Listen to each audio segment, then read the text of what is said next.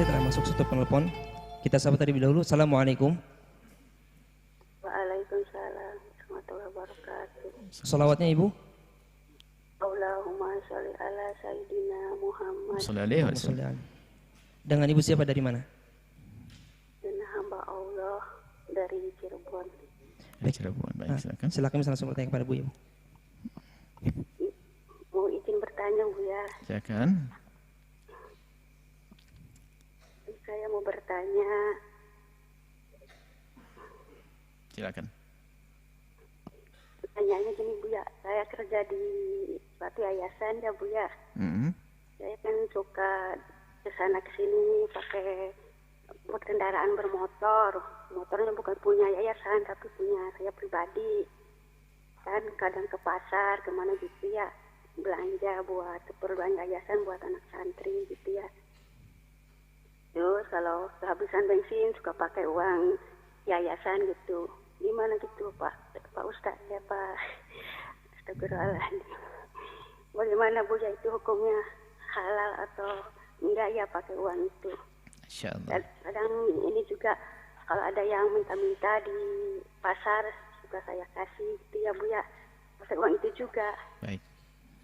Gimana itu hukumnya Bu ya? Oke, insyaallah. Mohon penjelasannya Bu ya. Baik, baik, insyaallah. Bismillah. Assalamualaikum warahmatullahi wabarakatuh. Waalaikumsalam warahmatullahi wabarakatuh.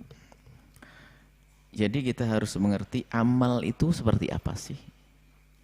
Amal baik itu adalah dengan cara yang benar yang menjadi sebab Allah ridho. Kalau tidak benar, biarpun itu kelihatannya baik, disanjung orang, tidak akan diterima oleh Allah. Misalnya tadi, ada orang meminta-minta, lalu memberi tapi bukan duitnya. Ini nggak dibenarkan. Kalau duitnya boleh, maka biarpun kelihatannya baik, tidak baik karena duit, apalagi duit yayasan.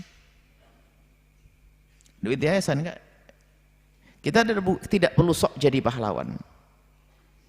Ingin menyelesaikan urusan manusia, Allah yang memiliki mereka. Kalau kita punya rizki, ya kita kasih. Kalau tidak punya rizki, jangan maksain dah.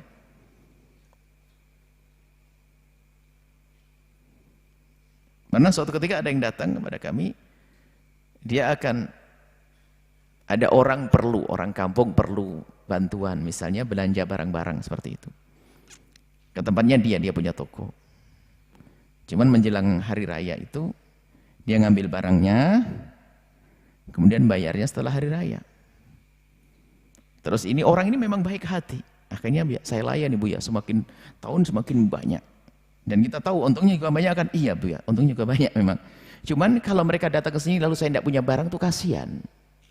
Karena bagi mereka menguntungkan. Terus agar saya bisa memenuhi ke permintaan mereka, saya pinjam di lembaga keuangan yang ada bunganya. Nah, inilah awal kehancuranmu saya bilang. Jangan sok jadi pahlawan. Kalau dia tidak mengambil rizki darimu, Allah kasih rizki melalui yang lainnya. Kita tidak usah sok jadi pahlawan deh. Kalau nggak punya duit ya sudah. Ya Allah, aku tidak punya apa-apa. Ini duit yang amanat, bukan duit saya. Jangan keluarkan. Tapi dia lapar. Allah akan kasih, Anda keluar akan kasih makan oleh Allah yang lainnya. Yang nggak benar adalah Anda punya duit, lihat orang lapar, Anda cuek, itu yang nggak benar. Kalau Anda tidak punya, jangan maksain. Nah ini. Apalagi anda ini orang baik yang bertanya ini, Anda orang baik karena takut haram, itu yang paling istimewa dalam diri Anda penanya. Kadang orang tuh pakai duit yayasan lab duit masjid lab pakai motor mentang-mentang ini kesempatan dipinjemi motor, pinjemi mobil masjid, mestinya datang ke tempat 5 kilo muter keliling bawa anaknya. Lah ini nambah korup halus kalangan dunia dakwah itu gitu. Nah ini. Maka Anda istimewa. Jadi selagi bukan untuk kepentingan yayasan, Anda tidak boleh menggunakan apapun dari duit yayasan. Lembaga, nggak boleh. Anda harus amanat. Apalagi Anda kan bekerja di situ sudah mendapatkan uang barokah, nggak boleh.